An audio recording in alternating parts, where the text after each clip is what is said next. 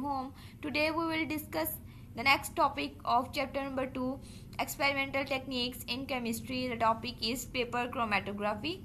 I am Mira Ashraf. Let's see the content. Today's the content is paper chromatography. Bismillahirrahmanirrahim.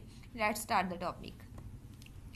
In my previous video, I will discuss about the paper chromatography, the types of paper chromatography. तो partition chromatography हमारे पास क्या थी कि ऐसी chromatography जिसमें stationary phase liquid हो, हम उसे पार्टीशन क्रोमेटोग्राफी कहते हैं. तो पेपर क्रोमेटोग्राफी पार्टीशन क्रोमेटोग्राफी की एग्जाम्पल है. अब इसमें आपको पता है कि स्टेशनरी फेज क्या है, लिक्विड, और वो कहाँ भी होगा, वो जो हम पेपर यूज करेंगे उसके अंदर जो वाटर एब्जॉर्ब हुआ होगा उस वाटर को हम स्टेशनरी फेज कंसीडर करते हैं. अब मोबाइल फेज क्या होगी, अब मोबाइल फेज जो नीचे हमने सॉल्वेंट लिया होगा वो मोबाइल फेज होगी. अब वो क्या करें, हमने क्या करना है कि जो वाटर है वो इमिसिबल लिक्विड के तौर पर एक्ट करना चाहिए toward the mobile phase which pass over the paper. अब यहाँ पे देखें कि जो लिक्विड है वो क्या होगा, यहाँ पे जो सॉल्वेंट है उसके साथ इमिसिबल मीन उसके साथ सॉल्युबल नहीं होगा. तो इसमें हम नॉन पोलर सॉल्वेंट यूज करते हैं, इसलिए वो एक दूसरे के साथ इमिसिबल होते हैं. अब पेपर क्रोमेटोग्राफी की हमारे पास 3 टाइप्स होती हैं, असेंडिंग, डिसेंडिंग एंड रेडियल.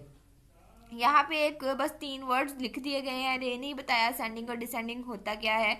नीचे थोड़ा सा एक्सप्लेन किया है असेंडिंग को, तो डिसेंडिंग और रेडियल और सर्कुलर मैं आपको अभी एक्सप्लेन करती हूँ. तो हमने अभी पढ़ी कि पेपर क्रोमेटोग्राफी की 3 टाइप्स हैं. असेंडिंग क्रोमेटोग्राफी ऐसी क्रोमेटोग्राफी जिसके अंदर सॉल्वेंट हम नीचे प्लेस करते हैं और वो अपवर्ड राइज होता है. असेंडिंग क्या होता है, नीचे से ऊपर जाना, यानी कि छोटे से बड़े की तरफ जाना, वैसे कहा जाता है. वैसे ऊपर जाना क्या होता है, असेंडिंग. और डिसेंडिंग क्या होता है, नीचे आना. तो इसमें क्या होता है कि जो सॉल्वेंट है उसे हम ऊपर रखते हैं और वो नीचे आता है. यहाँ पे देखें जैसे डायग्राम में शो हो रहा है कि यहाँ पे हम अपना सॉल्वेंट रखते हैं, यानी कि मोबाइल फेज जो नीचे की तरफ फ्लो करती है. बाकी जो हम कंटेनर वगैरह यूज करते हैं वो उसी जैसा होता है, बस इसमें ये डिफरेंस होता है कि आपने सॉल्वेंट ऊपर प्लेस करना होता है. थर्ड टाइप है वो है जी रेडियल क्रोमेटोग्राफी. रेडियल क्रोमेटोग्राफी में हम क्या करते हैं, एक गोल सा सर्कल कट कर लेते हैं, फिल्टर पेपर लेते हैं, उसका सर्कल कट करते हैं. अब उसका सर्कल कट करने के बाद इसमें एक कट लगाया जाता है. कट ना भी लगाएं तो इसके अंदर एक छोटा सा सुराख करते हैं और उसमें से एक धागा गुजारते हैं और उसको ये एक पेट्री डिश लेते हैं, नीचे सॉल्वेंट डालते हैं और इस धागे को इसके अंदर डिप करते हैं. दिया तो आप सबने अपने घरों में यूज किया होगा. इसमें क्या किया, दिए में आप क्या करते हैं, वो कॉटन लेते हैं और उसकी एक स्ट्रिप बनाते हैं और उसे आप उस ऑयल के अंदर डिप कर देते हैं. जब आप उसे ऑयल के अंदर डिप कर देते हैं तो क्या होता है कि आप उसके दूसरे एंड पे फायर चलाते हैं तो वो दिया चलता रहता है. तो इसमें क्या होगा, यानी कि वो जो कॉटन थी वो हेल्प कर रही थी नीचे लिक्विड को ऊपर राइज करने में. इसमें जो थ्रेड होगा वो क्या करेगा, सॉल्वेंट ऊपर राइज करेगा और हमारा मिक्सचर जो होगा वो इसके ऊपर जो हमने अप्लाई किया होगा वो सेपरेट आउट हो जाएगा. ये देखें इस तरह से कुछ सेपरेशन होगी. यहाँ सेंटर में हम अपना अप्लाई करते हैं सैंपल और क्या होगा, जब सॉल्वेंट राइज करेगा तो ये हमारे पास जो है वो कंपोनेंट हमारे सेपरेट आउट हो जाएंगे. यहाँ पे एक और डायग्राम है, इसमें आपने क्या करना होता है, बाद में वो रीडिंग लेनी है, वो रीडिंग लेनी मैं आपको बाद में सिखाती हूँ. अब क्वेश्चन यहाँ पे ये है कि सॉल्वेंट राइज क्यों करता है. सॉल्वेंट जो है वो कैपिलरी एक्शन की वजह से अपवर्ड राइज करता है. अब इसको एक्सपेरिमेंट को करने के लिए कुछ सेटअप करना पड़ता है हमें. इसके लिए हमें क्या रिक्वायर है वो चीज़ें आपने देख लेनी है, नोट डाउन करनी है. जितना अच्छा आप प्रेजेंट करेंगे उतने अच्छे आपको मार्क्स मिलेंगे. तो इस तरह आपने क्या करना है, इसके लिए एक क्रोमेटोग्राफी टैंक रिक्वायर है. ये जो नज़र आ रही है टैंक है. इसके अलावा आपको एक जो ये रॉड लगा होता है ये उसके ऊपर लिड होता है. अब पहले हमें पेपर की तैयारी करनी पड़ेगी. इसके लिए हमें वॉट्समैन फिल्टर पेपर चाहिए. फिल्टर पेपर थोड़ा सा येलोविश कलर का होता है, लाइट समझ ले, या वाइट कलर का भी अवेलेबल होता है. तो आपने वॉट्समैन फिल्टर पेपर लेना है. ये बड़ी बड़ी शीट्स होती हैं इनकी, आपने उसको कट कर लेना है. ये फिल्टर पेपर का नेम है वॉट्समैन क्रोमेटोग्राफिक पेपर नंबर 1. वो 20 सेंटीमीटर यानी कि लॉन्ग कट करने के बाद आपने बॉटम पे 2 सेंटीमीटर का डिस्टेंस छोड़ के एक लाइन लगा लेनी है। ठीक है, 2.5 या 2 सेंटीमीटर का छोड़ के एक लाइन लगानी है और उसके सेंटर में एक स्पॉट लगा देना, यानी कि जो आपको मिक्सचर बना के दे दिया मैंने आपको, रेड ब्लू और ग्रीन इंक मिक्स करके दे दी, उसका छोटा सा ड्रॉप उसके सेंटर में लगा देना है आपने। ठीक है, अब क्या करना है, जब हमने ड्रॉप लगा लिया उस पेपर को थोड़ी देर ड्राई होने देना है। ठीक है, हवा में ड्राई कर लेना है उसको। जब आप ड्राई कर लेंगे तो ड्राई करने के बाद आपने उसे क्लिप की मदद से इसके अंदर हैंग करना है। अब हैंग करने का तरीका क्या होगा, इसके पहले आपने क्या करना है, टैंकर लिया, जो आपका टैंक था उसके अंदर सॉल्वेंट डाल दिया। सॉल्वेंट डालने के बाद उस टैंक को क्लोज कर देना है ताकि सारे टैंक के अंदर वेपर्स जो हैं वो इकट्ठे हो जाएं, सारा इन्वायरमेंट होमोजिनाइज हो जाए। होमोजिनाइज होने के बाद फिल्टर पेपर को आपने क्लिप की मदद से ग्लास रॉड के ऊपर अटैच कर देना है। अटैच करने के बाद उसे टैंकर में डिप कर देना है। यहाँ से आपको क्लियर नहीं हो रहा कि कितना डिप करना है, मैं आपको अभी क्लियर दिखाती हूँ। आपने इतना डिप करना है कि जहाँ भी आपने सैंपल लगाया है सॉल्वेंट उसको टच ना करे। अब हम ऐसा क्यों नहीं करते, क्यों ऐसे इसलिए करते हैं कि देखिए जो हमारा होगा कंपोनेंट वो हो सकता है कि वो टच कर रहा हो तो नीचे ही आ जाए, वो अगर उसकी इम्यूनिटी स्टेशनरी के साथ थी, मोबाइल के साथ ही, वो अलग ही नहीं हो पाएगा, सारा नीचे समझ के बैग के पानी नीचे सॉल्वेंट था उसके साथ आ जाएगा।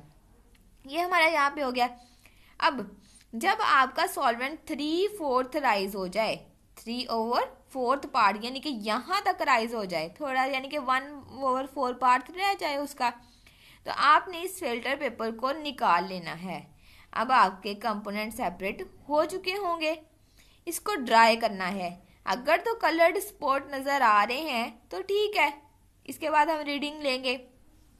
अगर कलर्ड स्पॉट नजर नहीं आ रहे तो अब हम क्या करें, अगर कलर स्पॉट नजर नहीं आते तो फिर हम स्प्रे बनाते हैं, फिजिकल मेथड या केमिकल मेथड से स्प्रे बनाते हैं और उस कलरलेस से कलर्ड जो है वो शो करवाते हैं।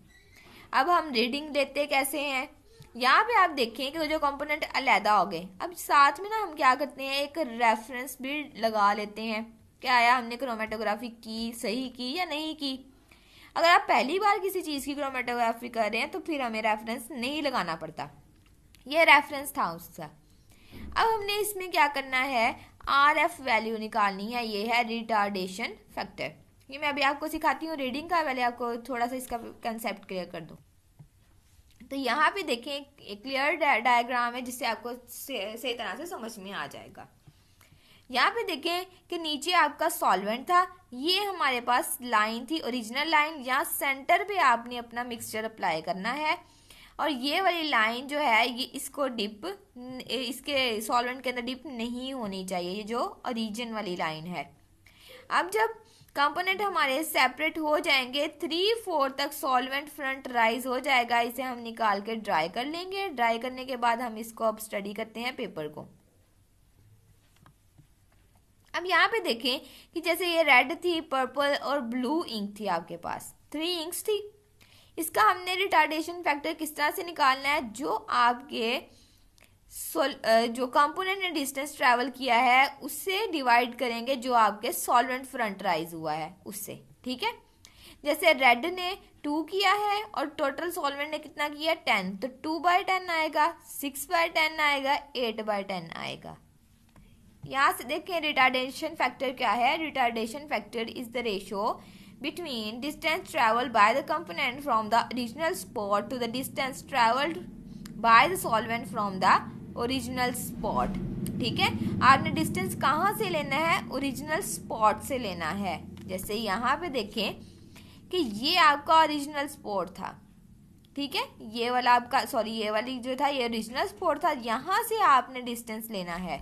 ठीक है, इस पॉइंट से ये y आ गया सॉल्वेंट फ्रंट का और इसका x आ गया, तो x/y आ जाएगा। और इसी तरह आपने दूसरे के लिए निकालना तो z/y आ जाएगा।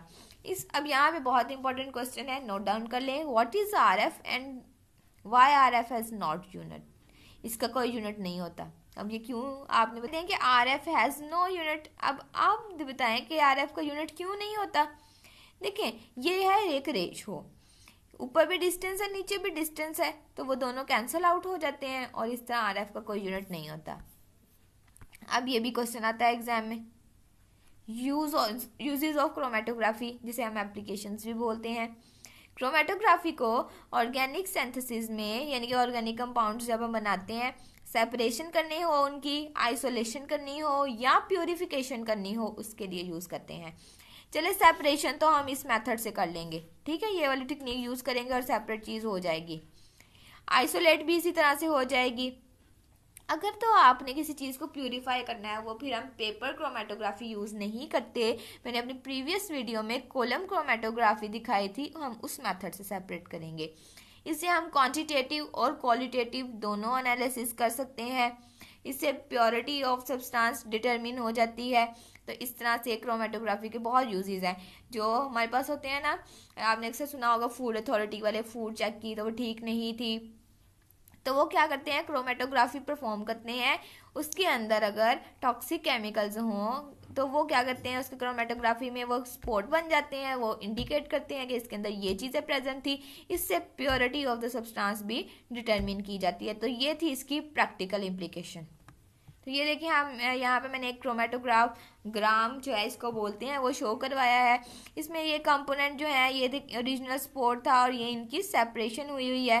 ये बी वाले की यहाँ पे लाइट पिंक सा स्पॉट आया, यहाँ पे येलो है या पिंक है, और ये लाइट सा जो है कलर है, स्काई कलर है। तो ये इससे हम जो है अभी डिस्टेंस इंडिकेट करते हैं। इसका हमने क्या करना था, सेंटर, गोल सर्कल है ना, इसका सेंटर यहाँ से यहाँ तक हमने इसका डिस्टेंस लेना है। इसका भी इसका सेंटर कंसिडर किया जाता है, यहाँ से हमने यहाँ तक इसका डिस्टेंस कैलकुलेट करना है। तो आई होप आपको जो है रियल क्रोमेटोग्राम से भी कुछ समझ आ गई होगी। Thank you so much, take care, अल्लाह हाफिज़।